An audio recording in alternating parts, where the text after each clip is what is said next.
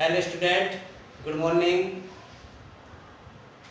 आज ये BEd first year की मेजरमेंट एंड रेगुलेशन की दूसरी क्लास है, जिसमें सेंट्रल टेंडेंसी का मेजर ऑफ सेंट्रल टेंडेंसी का फर्स्ट पार्ट मीडियन।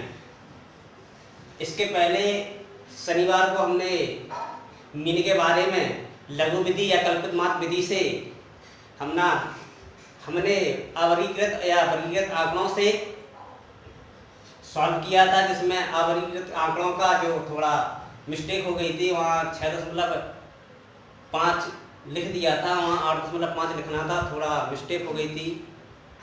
इस वजह से अब लघु विधि हमने बता दी थी। अब हम लेकर आए हैं वही मध्यमान की लंबी विधि, जिसे कहते हैं लॉन्ग मेथड। कहते हैं लॉन्ग मेथड। कभी कभी क्या होता है कि एग्जाम में जो पेपर आता है लंबी विधि से पूछ देते हैं या शॉर्ट विधि से पूछ देते हैं। तो अगर लंबी विधि से पूछा जाए तो लंबी विधि से आप ये बता देना, इस तरीके से सवाल होता है। इसमें लंबी विधि में क्या होता है कि इसमें क्लास इंटरवल और फ्रीक्वेंसी दी रहती है, बस इतना सवाल है। ये आपका क्लास इंटरवल है और फ्रीक्वेंसी इतनी दी जाएगी। फिर इसके बाद आपको एक्स और एफ आपको टेबल और आगे बढ़ाना पड़ेगी। इसमें जो मध्य बिंदु होता है, मध्य बिंदु का मतलब जो होता है, जो क्लास इंटरवल होता है, क्लास इंटरवल का आधा, मतलब दोनों को जोड़ करके 2 से भाग दे देंगे, उसका आधा। तो क्लास इंटरवल के जो आधा है उसका आधा कर देंगे, मतलब आधा मतलब उनको जोड़ करके आधा कर देंगे तो मध्य बिंदु निकल के आ जाएगा। जैसे आपका क्लास इंटरवल दिया गया 10 से 14, 15 से 19, इस तरीके से दिया है। तो यहाँ अंतर आ रहा है 5 का अंतर आ रहा है, ठीक है। इस तरीके से क्लास इंटरवल दिया है, फ्रीक्वेंसी दी गई है। ऐसे सवाल आएगा, बस इतना सवाल आएगा, इसके अलावा नहीं आएगा। ये चीज आपको बनाना पड़ेगी मीडियन के लिए, ठीक है। तो इसका अगर मध्य बिंदु निकालते हैं तो नीचे से देखिए, इसका सरल तरीका है। इसको दोनों को जोड़ देंगे। मध्य बिंदु निकालने के लिए क्या करेंगे, 10 और 14 को दोनों को जोड़ देंगे तो कितना होगा, 24 होगा। 24 का कितना होगा, 12 होगा। कितना होगा, 12 होगा। अब हम देखेंगे 12 होगा, फिर इसका देखेंगे 15 19 को जोड़ेंगे कितना हो जाएगा, 34 हो जाएगा। और 34 का आधा कितना हो जाएगा, 17। तो ध्यान देना है कितने का अंतर आ रहा है, 5 का अंतर आ रहा है। 12 से 17 हो रहा, तो 17 से 5 का अंतर है, क्योंकि 5 का अंतर है, तो यहाँ भी 5 का अंतर हो जाएगा। तो आपको इतना कैलकुलेशन करने की कोई जरूरत नहीं है, समय की बचत हो जाएगी, ठीक है। तो इस तरीके से स्टूडेंट देखिए ध्यानपूर्वक कि 12 से 17 हो रहा, 17 से 22 हो रहा, 22 से 27 हो रहा, 27 से 32 हो रहा, 32 से 37, मतलब इनका दोनों वर्गांतरों को जोड़ करके आधा हो रहा है, इसका हो रहा है। इस तरीके से आप एक सीरियल से आप जान सकेंगे। जैसे आपका इस तरीके से होगा, अंतर 5 का अंतर यहाँ है, तो 5 का अंतर यहाँ भी हो जाएगा, आधा होगा। तो 12 से 17, 17 से 22, 22 से 27, 27 से 32, 32 से 37, 5 का अंतर होगा। अब ये f इंटू एक्स है, इसमें एक क्योंकि फ्रीक्वेंसी तक रहता है तो मध्य बिंदु निकालते हैं लॉन्ग मेथड में। फिर क्या होता है, f इंटू एक्स है, आपस में गुणा करते थे तो सिग्मा एफ एक्स निकल के यहाँ आ जाता है। तो इस तरीके से कर रहे हैं। आपका x कितना 47, f कितना है, तो कर दीजिए 147 तरीके से। 12 into 2, 37 into 2, 32 into 32 into 8, 27 into 7, 22 into 4, 17 into 2, 12 into 2। इस तरीके से आपका कैलकुलेशन आप कर लेंगे। इसका हो जाएगा 147, 184, 74, 56, 256, 189, 88, 34 और 24। इतना आपको समझ में आ गया सभी को? अगर समझ में नहीं आया तो इस तरीके से आप ग्रुप के माध्यम से हमें अवगत करा दें। तो यहाँ इस तरीके से सिग्मा एफ एक्स हो गया, तो हम टोटल उसको जोड़ देंगे। टोटल हम जोड़ेंगे कितना हो जाएगा, 890 हो जाएगा। कितना हो जाएगा, 890 जोड़ेंगे, आप जोड़ लेंगे। पर जो प्रॉब्लम हो तो बता देना, कहीं दिक्कत हो तो, ठीक है। तो इसका जो फार्मूला होता है, इसका जो फार्मूला होता है, मीन बराबर क्या होता है, long method sigma F X upon N. और शॉर्ट मेथड का सूत्र बताया था am प्लस सिग्मा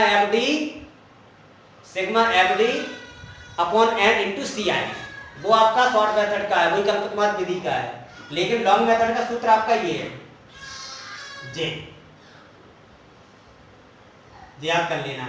अगर लॉन्ग मेथड से पूछा जाए तो इस तरीके से लगाना, तो सिग्मा एफ एक्स कितना 890 है, एन आपको जोड़ दिया है, एन बराबर कितना 30 आया, इसमें डिवाइड कर देंगे, 0 से 0 कैंसिल, इसका भाग ये दे दिया, 3 का भाग देंगे, 3 दूनी 6 बचा 2, अंक 9 का 3 में 27, 2 तिछंग 18.67। तो आपका आंसर आ जाएगा मीन बराबर कितना हो जाएगा, मीन बराबर हो जाएगा 29.67।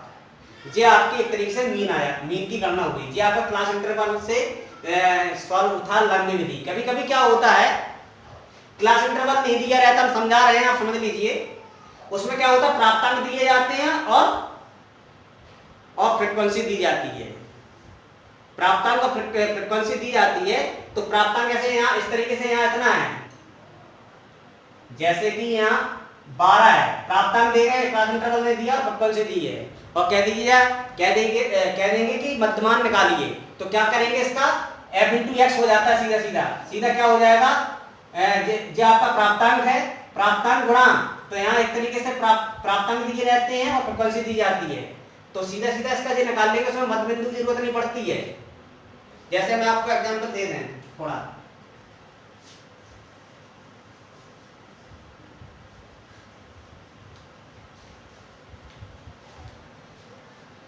जैसे क्या होता है प्राप्तांक दिए रहते हैं, प्राप्तांक हो गया और फ्रीक्वेंसी दी गई है, प्राप्तांक और फ्रीक्वेंसी दी गई, वो कह रही मध्यमान कर दिए 12, 17, 18, 12 नहीं 14 कर दिया, 14, 10, और इस तरीके से फ्रीक्वेंसी दी गई है। एक ऐसे सवाल दे देते हैं और कहते हैं मीन की गणना कीजिए, तो मीन की गणना करने का इसका तरीका है प्राप्तांक घनत्व, मतलब इसके प्राप्तांक को आप x मान लीजिए, ठीक है, तो इसका सीधा है कि f इंटू एक्स है, जी किसके लिए आवर्गीकृत आंकड़ों में आता है, कभी कभी इस तरीके से प्राप्तांक और फ्रीक्वेंसी दे देते हैं, तो इसमें एक तरीके से आवर्गीकृत आंकड़े का है ये मीन, तो इस तरीके से सीधा गुणा कर दीजिए, गुणा करने पर यहाँ आ जाएगा सिग्मा एफ एक्स, टोटल आ जाएगा, यहाँ एन टोटल कर देना, तो मीन बराबर सीधा सूत्र लगा देना, मीन बराबर sigma F X upon N. तो ये आपका आवर्गीकृत आंकड़ों से भी इस फार्मूला के द्वारा मीन की गणना कर सकते हैं, लेकिन प्राप्तांक इस तरीके से दिए जाते हैं तो इस तरीके से लग जाएगा, ठीक है। अगर यहाँ क्लास इंटरवल दिया है तो क्लास इंटरवल के लिए हमें उसका मध्य बिंदु निकालना पड़ेगा, क्या निकालना पड़ेगा, मध्य बिंदु, ध्यान में, ठीक है। ग्रुप के माध्यम से कमेंट्स आया था स्टूडेंट्स से आया था कि विचलनशीलता क्या होती है, विचलनशीलता क्या होती है, और बताया था कि स्टैटिक्स के बारे में बताइए। ग्रुप के माध्यम से बच्चों ने मांग की थी कि मतलब विचलनशीलता के बताइए, विचलनशीलता क्या होता है। मेजर ऑफ वेरिएबिलिटी, विचलनशीलता क्या होती है कि दो प्राप्तांकों के बीच जो अंतर निकल के आता है, अंतर, उसे हम क्या कहते हैं, विचलन कहते हैं, विचलनशीलता भी कहते हैं, सांख्यिकी से हम विचलनशीलता कहते हैं। क्या विचलनशीलता क्या होती है, दो प्राप्तांकों के बीच या दो बिंदुओं के बीच जो अंतर होता है उसे हम विचलनशीलता कहते हैं, उसे हम विचलन कहते हैं, उसको हम डिविएशन कहते हैं। क्या कहते हैं, डिविएशन, इसी को हम विचलन कहते हैं। विचलन क्या होता है, विचलन 4 प्रकार का होता है। कितने प्रकार का होता है, 4 प्रकार का, दिखाई दे रहा है। विचलन 4 प्रकार का होता है। पहला होता है प्रसार, दूसरा होता है चतुर्थांश विचलन, इसे कहते हैं क्वार्टाइल डिविएशन, क्यूडी कहते हैं। मानक विचलन, स्टैंडर्ड डिविएशन और मध्यमान विचलन, मीन डिविएशन। 4 प्रकार का होता है विचलनशीलता के मान, 4 प्रकार के होते हैं। और इसमें जो क्यूडी और एसडी है, वेरी मोस्ट इंपोर्टेंट, चाहे वो साइकोलॉजी के स्टूडेंट्स हो, चाहे वो मेजरमेंट के स्टूडेंट हो, वेरी मोस्ट इंपोर्टेंट, हर बार परीक्षाओं में पूछा जाता है, इस पर ध्यान देना। लेकिन बच्चों का एक तरीके से कमेंट्स आया था कि विचलनशीलता बताइए, तो विचलनशीलता के बारे में चर्चा थोड़ा कर रहे हैं। फिर इसके बाद हम जो सेंट्रल टेंडेंसी खत्म कर देंगे। आज ये लॉन्ग मेथड था, कल हम मीडियन बताएंगे। मीडियन का हम आवर्गीकृत आंकड़े और वर्गीकृत आंकड़े दोनों तरीके से बताएंगे। अगली क्लास होगी, ये दूसरी क्लास है। प्रतिदिन क्लास लगेगी, प्रतिदिन क्लास आपको मिलेगी। और आपका जो मेरा यूट्यूब चैनल है सुनील श्रीवास, उसके माध्यम से आप जान सकते हैं, यूट्यूब चैनल के माध्यम से, उसमें आपको सब कुछ मिलेगा आपको। ये जितने वीडियो पड़े हैं वो सब वीडियो आपको मिलेंगे, आप घबराने की कोई जरूरत नहीं है। जो समस्या हो ग्रुप के माध्यम से हमें अवगत करा दें या चैनल के माध्यम से, ठीक है। तो इसमें क्या होता है, प्रसार जो होता है, प्रसार मतलब रेंज होती है, रेंज क्यूडी और SD, very very most important. हम कई बार कह चुके प्रसार क्या होता है, इसमें क्या होता है उच्चतम अंक और निम्नतम अंक, उच्चतम अंक और निम्नतम अंक का जो अंतर होता है उसे हम प्रसार कहते हैं, रेंज। इसमें क्या होता है उच्चतम अंक और ऋण या माइनस कर देंगे, निम्नतम अंक को अंतर कर देंगे तो आपका प्रसार निकल के आएगा। अब क्यूडी क्या है, क्यूडी के बारे में बता देते हैं।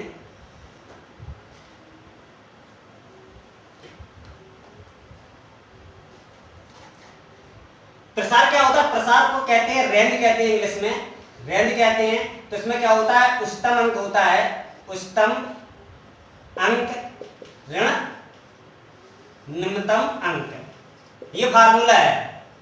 कभी कभी क्या होता है इस तरीके से प्राप्तांक दिए जाते हैं ये। अब इसमें जब पूछ दिए कि प्रसार ज्ञात कीजिए, तो इसमें उच्चतम अंक क्या है, ये 15 है, निम्नतम अंक क्या है आपका 6 है, तो 15 - 6 हो जाएगा, आपका रेंज निकल के आ जाएगा, ये होता प्रसार, इसे ये कहते हैं रेंज। इसमें इसका दूसरा हिंदी परास कहते हैं, उसको क्या कहते हैं परास। अब आता है क्यूडी, क्यूडी कहते हैं चतुर्थांश विचलन, क्वार्टाइल डिविएशन। क्वार्टाइल डिविएशन क्या होता है, इसमें आपको हम बता दें क्यूडी बराबर क्या होता है, क्यूडी बराबर होता है Q3 - Q1 upon Q3 - Q1 upon 2।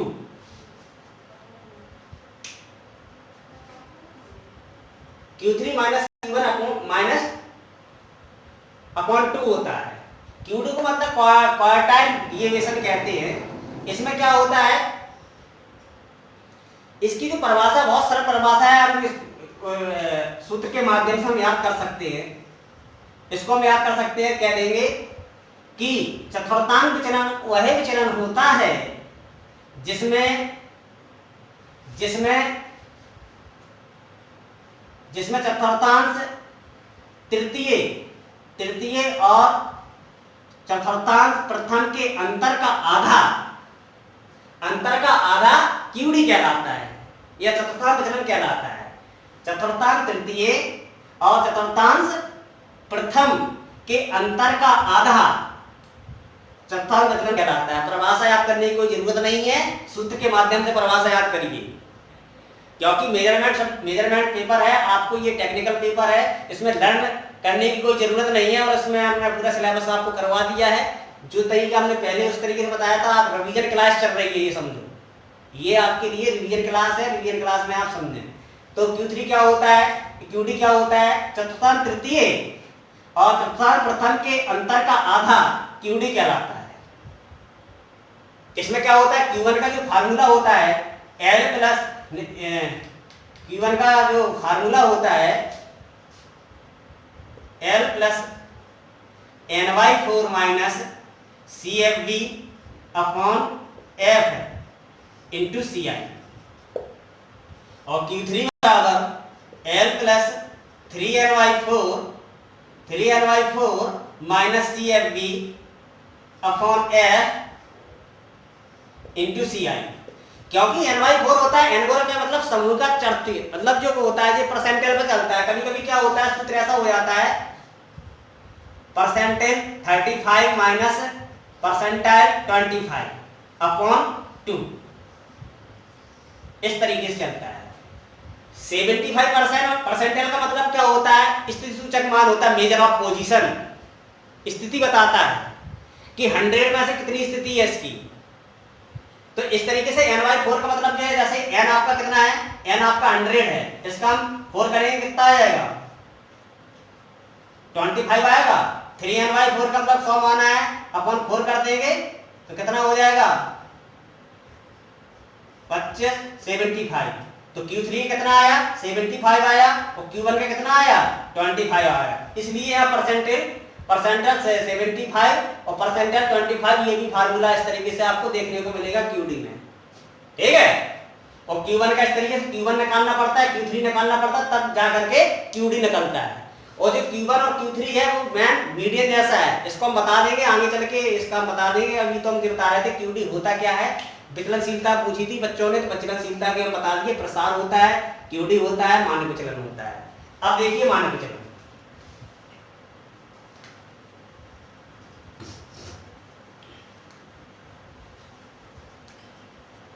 मानक विचलन को कहते हैं SD, very very most important, मानक विचलन। इसका हम चर्चा आगे इसके बता चुके हैं आपको। एसडी इसको कहते हैं स्टैंडर्ड डिविएशन। मानक विचलन में क्या होता है, मानक विचलन क्या होता है कि मानक विचलन में एक तरीके से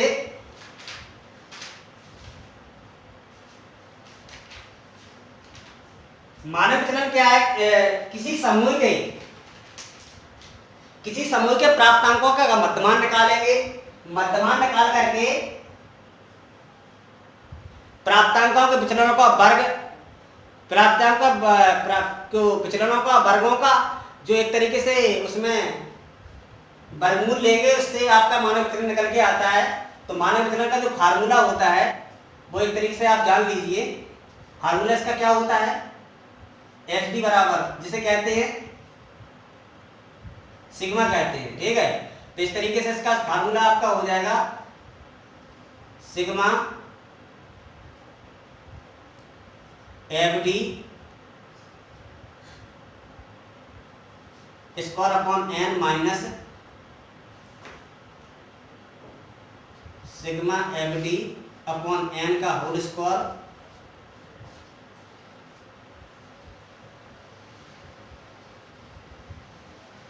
इंटू सी आई। ये आपका फार्मूला है।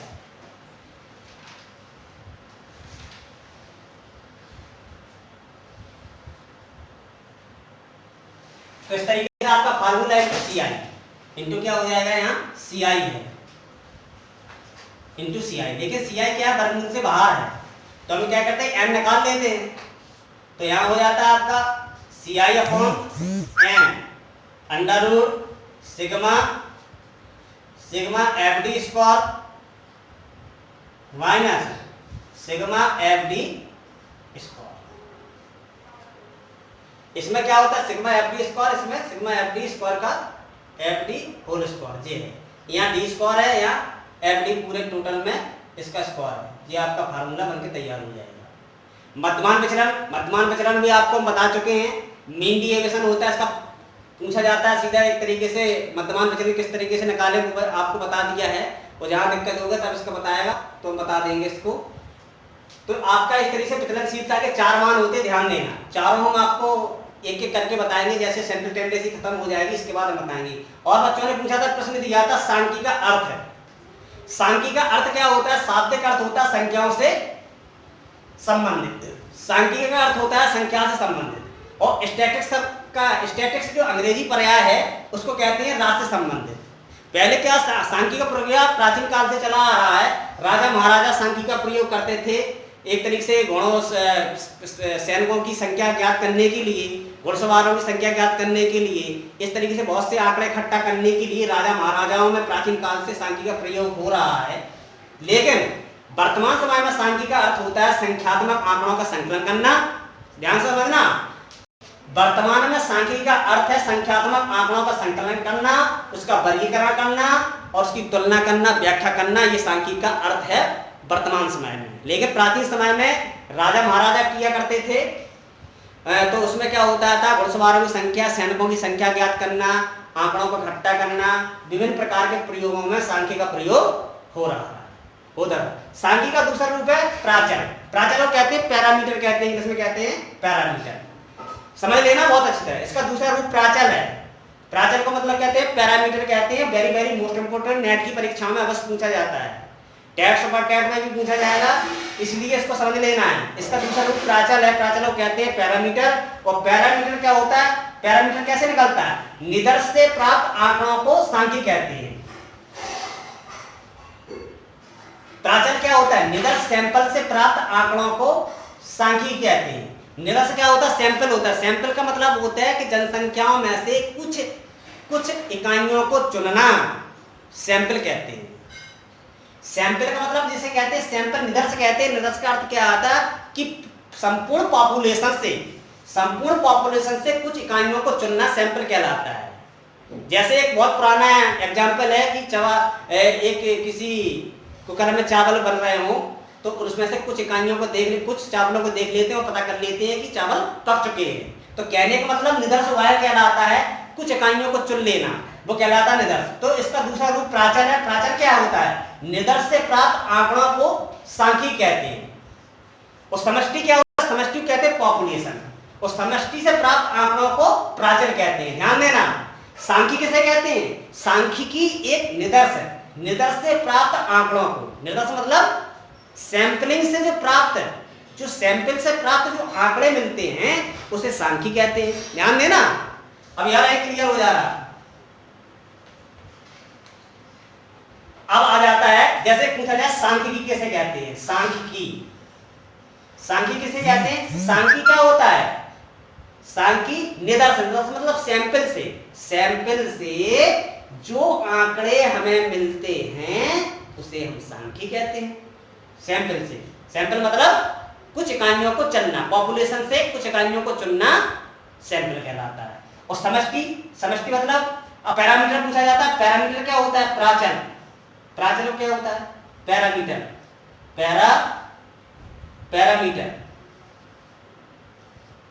क्या होता है? पैरामीटर होता है कि पॉपुलेशन से प्राप्त, पॉपुलेशन मतलब जनसंख्या से प्राप्त जो आंकड़े मिलते हैं उसे प्राचल कहते हैं। उसे क्या कहते हैं? प्राचल कहते हैं। प्राचल क्या होता है कि पॉपुलेशन मतलब समष्टि से जो प्राप्त आंकड़े होते हैं उसे प्राचल कहते हैं। इसलिए एक बच्ची ने पूछा था ग्रुप के माध्यम से, सांख्यिकी का अर्थ बताइए, उसकी महत्ता बताइए, उसके उपयोग बताइए। तो इसके उपयोग और महत्व क्या है? शैक्षिक नियोजन में, एजुकेशन प्लानिंग में इसका उपयोग होता है। कोई भी एजुकेशन प्लानिंग करना चाहते हैं उसमें इस तरीके से हम सांख्यिकी का प्रयोग करते हैं। शैक्षिक प्रशासन में, एजुकेशन एडमिनिस्ट्रेशन में, मतलब एजुकेशन एडमिनिस्ट्रेशन मतलब कोई भी शैक्षिक प्रशासन चलना है, जैसे अपना कॉलेज का शैक्षिक प्रशासन चलना है तो हम स्ट्रक्चर का प्रयोग करते हैं। विभिन्न प्रकार के जितने भी शैक्षिक प्रशासन है उसमें हम सांख्यिकी का प्रयोग या उसका उपयोग करते हैं, तो उसका वह महत्व है। छात्रों के वर्गीकरण मतलब छात्रों के क्लासिफिकेशन में, मतलब छात्रों के वर्गीकरण में हम सांख्यिकी का प्रयोग करते हैं, उपयोग करते हैं।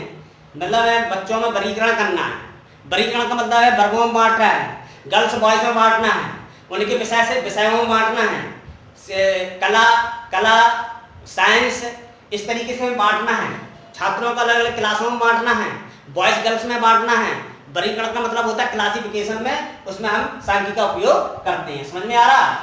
शिक्षण विधियां और मूल्यांकन, टीचिंग जो मेथड्स होते हैं उनमें हम सांख्यिकी का प्रयोग करते हैं कि किस तरीके से हम टीचिंग जो बच्चे हैं उनमें क्लास में डिवाइड कर लेते हैं, वहाँ कौन सी टीचिंग मेथड चलना चाहिए, कैसा एवोल्यूशन होना चाहिए, इसमें हम उपयोग सांख्यिकी करते हैं। फिर आता है विद्यालय प्रबंध एंड प्रशासन में उपयोग में, मतलब सांख्यिकी का जो उपयोग और महत्व है वो विद्यालय प्रबंध मतलब स्कूल मैनेजमेंट, जो स्कूल मैनेजमेंट एंड प्रशासन मतलब एडमिनिस्ट्रेशन में उपयोग करते हैं। स्कूल मैनेजमेंट कैसा होना चाहिए, कैसे टाइम टेबल होना चाहिए, किस तरीके से छात्रों के आधार पर शिक्षकों को रखना चाहिए, कैसे उसमें व्यवस्था होना चाहिए, ये स्कूल विद्यालय प्रबंधन का काम है, इसमें प्रयोग हम सांख्यिकी करते हैं। इसलिए हमारे ये क्लास आपका जो बच्चों ने पूछा था विश्वसनीयता के मान, अब हम इसको क्या करते हैं, हमारा जो टॉपिक चल रहा है आपका मीडियन चल रहा था, मीन चल रहा था, अब हम कल आपको मीडियन ही गणना कराएंगे। मीडियन से वर्गीकृत तथा अवर्गीकृत आंकड़ों से हम क्लास करेंगे और इस तरीके से अगला वीडियो डालेंगे। कल आपको फिर वीडियो मिलेगा, आप बराबर हमारा वीडियो देखते रहिए। और यूट्यूब चैनल मेरा सुनील श्रीवास, उसमें आप सब्सक्राइब जरूर करें। अगर वीडियो आपको पसंद आए तो लाइक करिए, और हम आपको दिन प्रतिदिन आपको एक वीडियो अवश्य डालेंगे। और जितना मेजरमेंट से संबंधित जो आपका सिलेबस है उसको पूरा करने का प्रयास करेंगे। जो समझ में नहीं आए ग्रुप के माध्यम से आप हमें कमेंट्स करें या हमें अवगत कराएं। थैंक यू, धन्यवाद।